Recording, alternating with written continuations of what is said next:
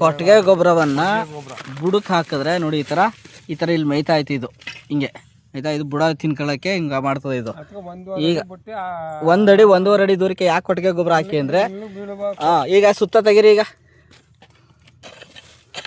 ಮೇಲೆ ಹಿಂಗೆ ಅಡ್ಡ ಹೇಳೋಣ, ಕುದ್ಲಿ ಅಡ್ಡ ಹಾಕಕ್ಕೆ ಬರೋಕೆ ಗನ್ನಳ್ಳಿ ಅಂತಿದ್ದೀನಿ ನಾನು. ನೋಡಿ ಒಂದು ಬೇರಾರು ಆಕ್ಟಿವ್ ಆಗಿರೋದು ಆಹಾರ ತಿನ್ನೋಕ್ಕೆ. ಒಂದು ಬೇರೆ ಹಂಗಾಯ್ತಾರ ವೈಟ್ ಬೇರೆ ಎಲ್ಲಿ ಆವಾಗ ಬತ್ತೋ ಆವಾಗ ಒಂಚೂರು ಜಂಪ್ ಆಯ್ತವ ಅಷ್ಟೇ. ಈ ಕಡೆ ಎಲ್ಲ ಬಿಡ್ಸೋಣ, ಕುಡ್ಲು ತಗೊಂಡ್ ಮೊದ್ಲು ಗರಿ ಕೂತಾಕಣ.